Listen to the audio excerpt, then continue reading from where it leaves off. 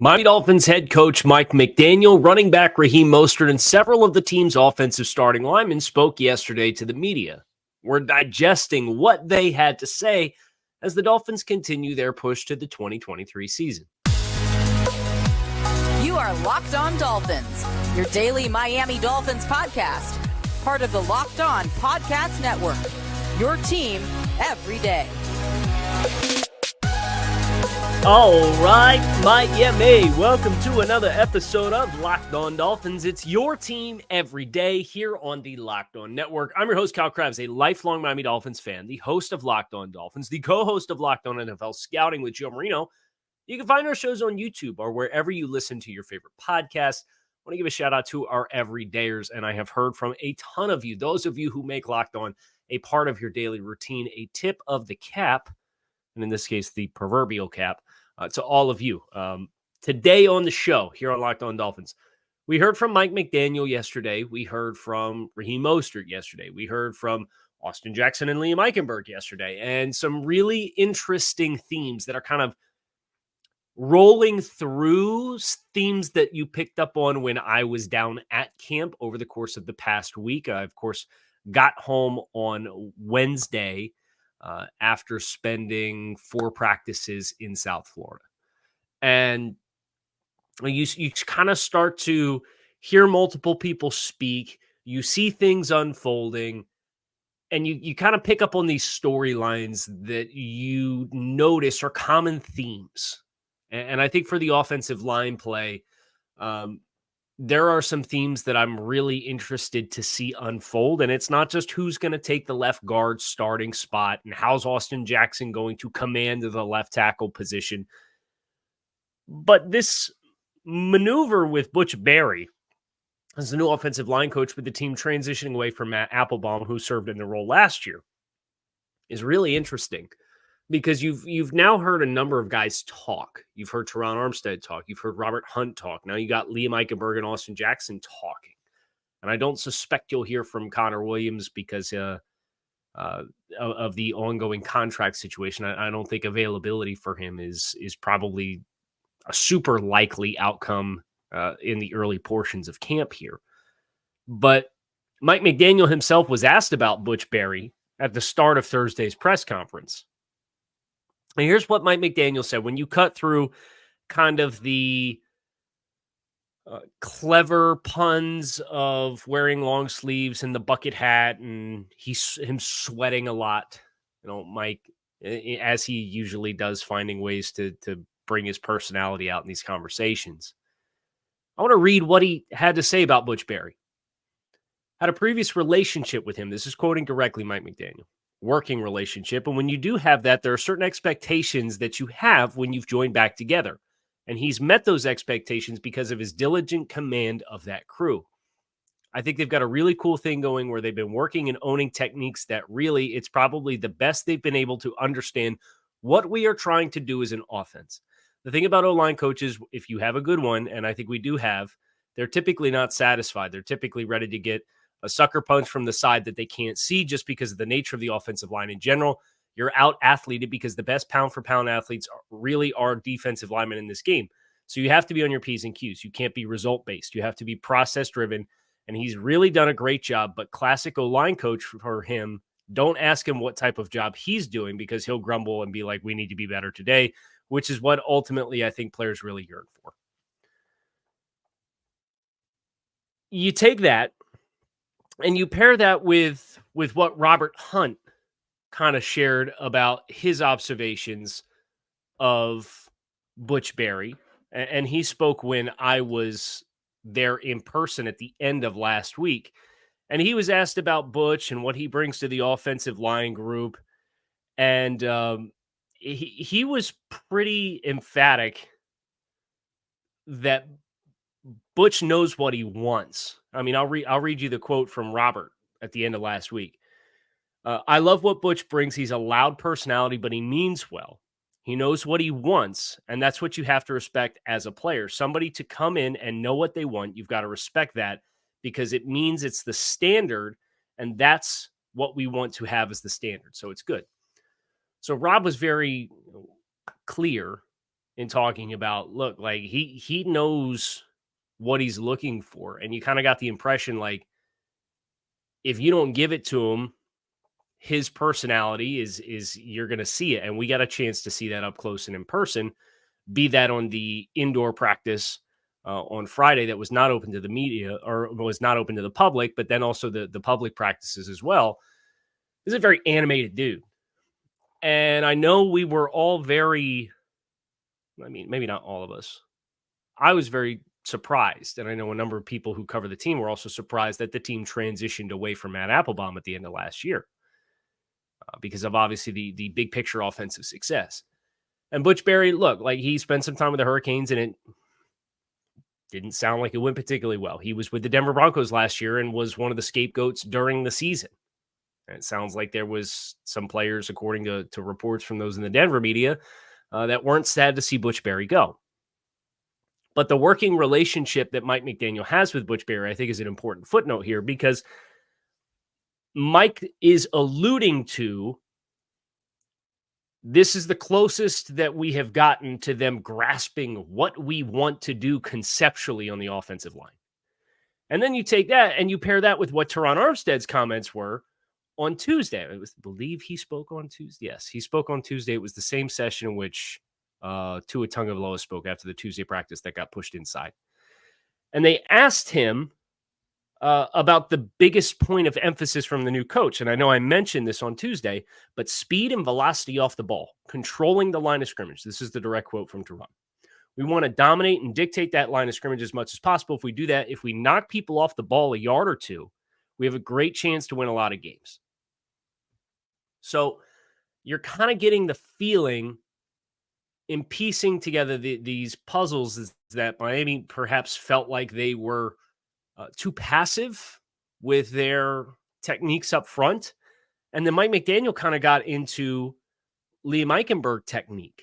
And I thought it was great that we heard from Liam in the same block in which we heard from Mike on the same day.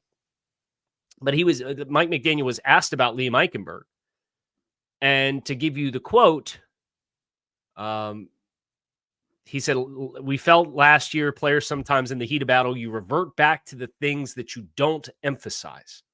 Well, that doesn't mean those things were bad. It just means now you're off with your teammate who's trying to do the same point of emphasis. It's the synergy of it. Liam's really taken a step forward in that way. Year two, since you know what the word means, what the play calls mean, how we communicate, how we target, aiming points, timing. Since he does know that, he's been able to do some things that we were unable to do in year one that I was adamant that we didn't do in year one, which is move him around a little bit too.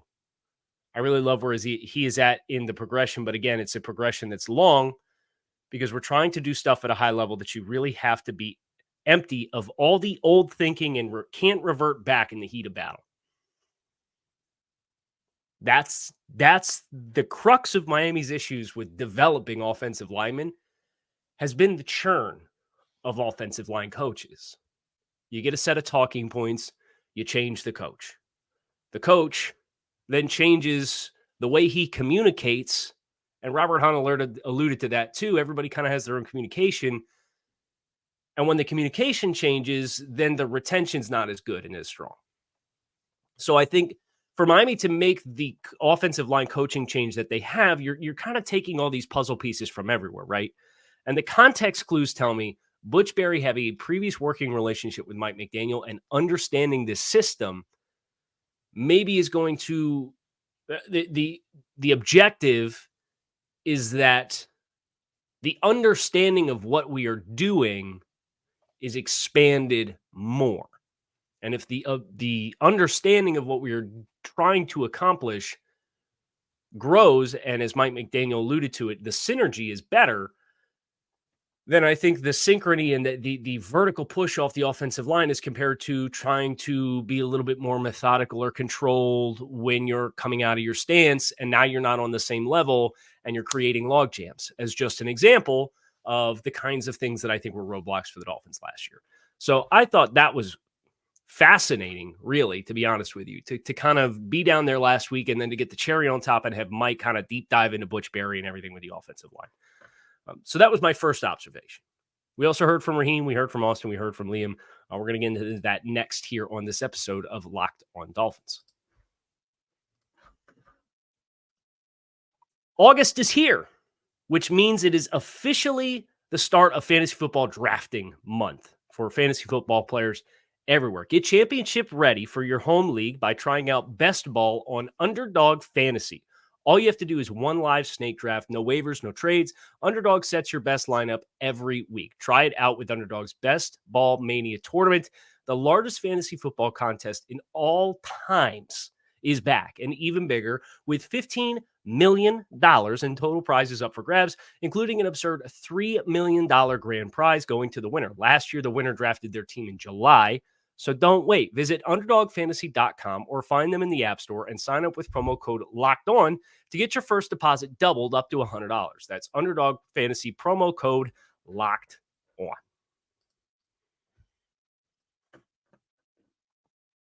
So continuing through guys who spoke yesterday, Raheem's really in a nice spot right now. And you saw some plays. If you're astute on social media, you saw some plays yesterday from the Thursday practice of Raheem getting some really nice chunk runs. And from being in attendance for a week, what I can also tell you is it's not particularly close right now who the running back one in is Miami. And it's Raheem Mostert. And Raheem's kind of this weird intersection of player who's been really skilled but didn't get opportunities early in his career with a player at an age and a durability factor that has you a little leery. So that's why people are continuing to entertain some of the discussion points around the running back position. But I appreciated this question that Raheem got, and it was one of the early ones that he got.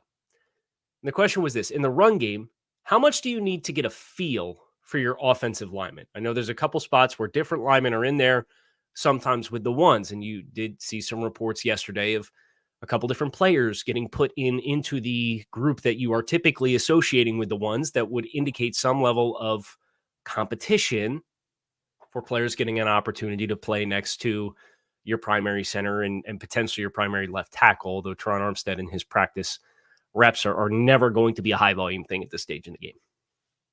Raheem was asked, does that matter? You want to be in sync with your guard, especially your interior offensive line. Raheem's answer was this, and I'll read you the direct quote from the transcript. Yeah, you really have to be in sync with the whole offensive line and have to have that understanding and that connection. When it comes to this game that has been around for years, you can't it's like a receiver and a quarterback. They have to be on the same page. They have to get the feel and the timing aspect. It's the same thing essentially in regards to the run. So if you're able to make that connection, particularly on the interior, it starts with the center.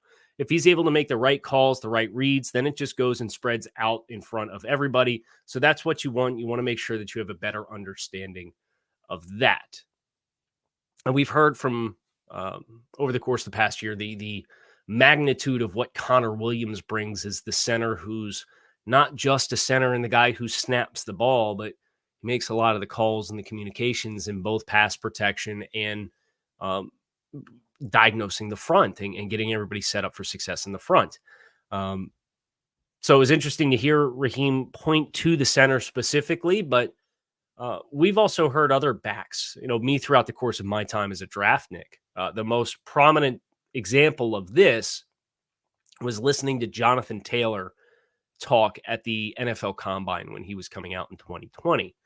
And they asked him about, the zone system that Wisconsin ran and the understanding of the offensive lineman playing in front of him and how that aided in his vision and anticipating cuts. And he was very adamant that having chemistry with the body position of your offensive lineman and understanding how and where they leverage and win and are able to secure a defender that's trying to cross face, or he's not going to get there, so he's just going to wash him so I can kind of X this gap out and start to work my way back down the line of scrimmage is really important. So I think that's one of the reasons why when you consider this system, you see the leaps in year two within this system. And if we're going to work with the thesis that Miami's offensive line production in the running game was really bottlenecked by not effectively meshing the concept of the play with the technique and the urgency in the execution in the offensive line. Why you saw this group kind of get hit or miss, and that's why I think you saw a little bit more success from the offense running. It was feast or famine running to the edge, but I did think there were some really nice runs up the middle as well. And it's a little bit more elementary, right? If we're going to run up the middle, we're going to drive off the ball. And Miami under Brian Flores, which Austin Jackson played with, Liam Eichenberg played with, who else? They've turned over so much of that group, but those two kind of sticking point players who were drafted by the previous or the same regime, really, but a different coaching staff and many different offensive line coaches ago, they were a little bit more of a vertical run scheme, GAT scheme, and it was a dramatic shift. So to hear Raheem Mostert talk about the chemistry with the interior of the line and the entirety of the line and how the center, seeing the front the same way that the back does when the center's down on the 3-point stance, getting ready to snap the ball, and the back's obviously 7 yards deep and he's up at a 2-point stance, so he gets a little different lay of the land. Making sure everybody's on the same page there is essential to success in the run game. Now, I would also say, for all of the discussion around the wins for the defensive line, and you're hearing a lot of conversation about sacks and how disruptive this front is. And I know some Dolphins fans have reached out to me and they're like, hey, is this a really good defensive line, or is this just the offensive line is still the massive problem that we all perceive it to be? This line does get some good reps and wins in the run game. They have had some massive holes. I know Raheem had one off the right side yesterday in practice. Brooks had the big run, obviously, at the end of the Tuesday practice. That was a 95-yard touchdown run. You're seeing Alec Ingold as the fullback coming through some of these holes and lanes with nobody to hit for 3 yards. And then the back is carrying full momentum through that. So I think you're seeing more spurts of chunk runs against this same Dolphins front that has performed so well through the first week of training camp. And I think that gives me a little bit of confidence that there's give and take, and there's wins and losses on both sides of the ball. So I think you're trending in a very healthy, competitive direction.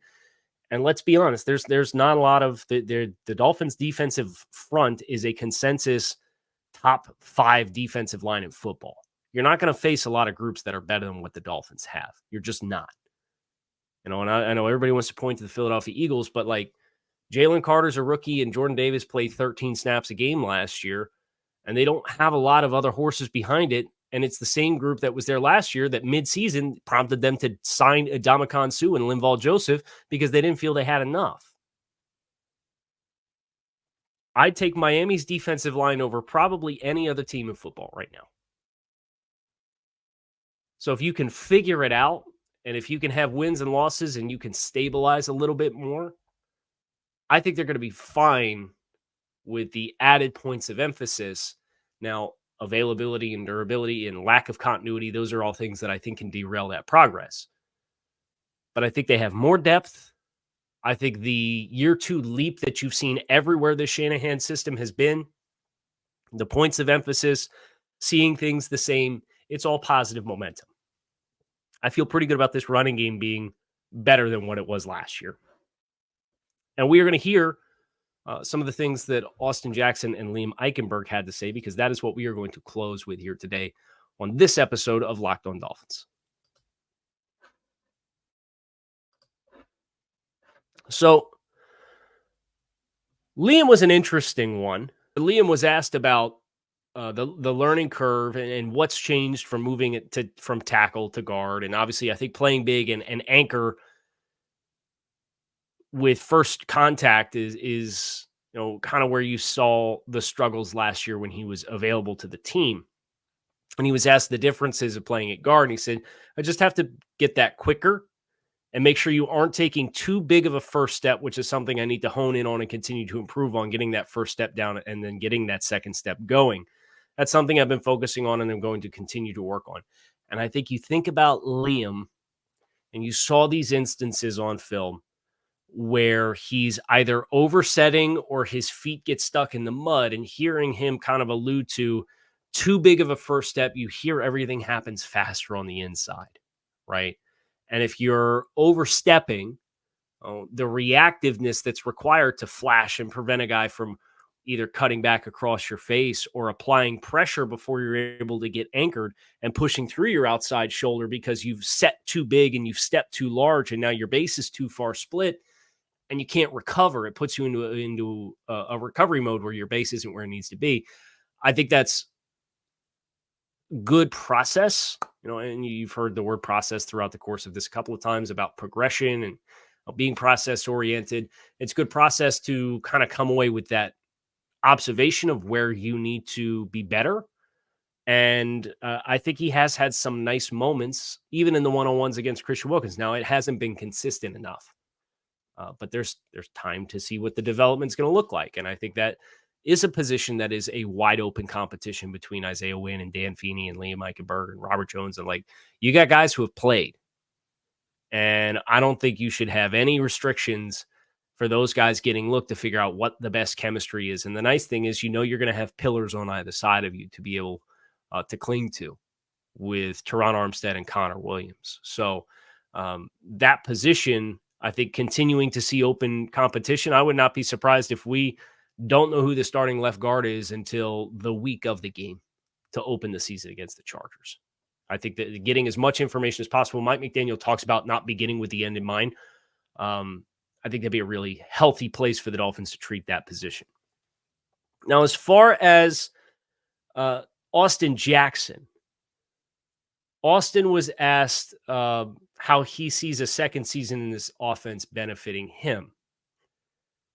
Austin said, while I was hurt last year, I didn't go away from the facility and do my training elsewhere. I stayed here, went to all the meetings, make sure I was locked in mentally. I was in the training room or the weight room with the staff every day, making sure that I did what I had to do to be healthy and come back and perform well this season, despite being injured. And we've seen that from other Dolphins players in the here and now as well. Obviously, Jalen Ramsey being very visible through the first week of his recovery from a meniscus repair is encouraging. And to know that Austin treated the same way, you again appreciate the process. But Austin was also asked about Matt Applebaum as compared to Butch Barry. And I'll read you the full quote here. Not going to compare him to other coaches because I've had 3 great coaches since I've been here. This is my 4th one. I can't remember. But all my coaches have been great so far. They're all invested in me and worked hard with me. When it comes to Butch, I like his intensity. He's very intense. How he goes about things is very deliberate. He does a good job of keeping us intense. He brings a lot of passion every day, which I think we respect and feed off of. So you've kind of heard from Robert Hunt the expectation and the demand of what he wants from fundamentals. You've heard from Teron Armstead the specifics of the intensity of coming off the ball being the point of emphasis. You've heard from Mike McDaniel of having an expectation because of a previous working relationship and the never satisfied mentality. And then you're hearing from Austin Jackson about the intensity that's here with Butch Barry. And you see, if you're here in person, you see the intensity. The hope is, and I'm filling in the blanks here, I admittedly am speculating with this. It feels like Butch Barry was brought in to light a fire into the butt of these guys, to change the way you play. Because they have the athleticism. There's no question between Teron and Connor and Rob, and Austin and Liam. I'd include Liam in there. I think he's a sufficient level starting athlete. But then you also have guys like Dan Feeney, who is athletically, I think, can play the part. Isaiah Wynn, first-round pick. Athleticism's there. Light a fire into the rear end of these guys and get them going. Get them confident in what they're doing. Don't be complacent. And as Teron Armstead said, if you get that 2-yard knockback coming off the ball, whether it's run in your run concept and your play action passing concepts. Obviously, you got to be a little bit more disciplined for how far downfield you get, but that's why the horizontal components of the play action pass game are so important, because you can really get off the blocks and move and create defensive flow. And if you're treating your horizontal run action and you're treating your short distance play action passing and you're treating the run game all with that same level of intensity, the pass pro's not passive. Neither is the run game. And to have that urgency up front, I think unlocks so much of what this offense is supposed to look like and being well balanced. So I'm hearing everybody kind of talk about Butch Berry, and like everybody's like, yeah, man, like he knows what he wants, and he's not going to let you get away with less than what you want. And I saw him on Friday in the session closed to the public. I saw him be very deliberate and have guys go back and do things 2-3 times to make sure it's done the way he wants it done and the landmark is right and the angle's right. So that's one of my themes, if you will, from this week that I spent down in Miami. And then, like, as soon as I come home, you get all these people that come up and they talk about this theme that you observed, and it gives you a little bit more context. You can read between the lines a little bit more. And I can't tell you with absolute definitive confidence that that's exactly what the thought process was on the decision, but I know what the problems were last year. And I'm hearing them talk about what Butch Berry brings different.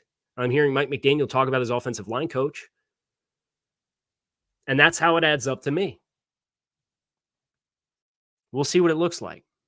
Obviously, the Dolphins have plenty of continued prep for the start of the 2023 season, and then we're going to get 17 games in year 2 of this system with the backs that you have and the offensive line that you have and potentially a few extra pieces to really see how well you can snap this into place.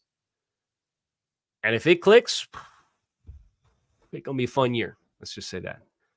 It's going to be a fun week. Next week, we also have Power of the Pod coming later today. So playing accordingly, it's our Dolphins fan mailbag. So hit subscribe. You can find us on YouTube or wherever you listen to your favorite podcast. So I hope you guys have a great rest of your Friday. I'll be back again later today for the mailbag episode, and I hope to see you then. Fins up.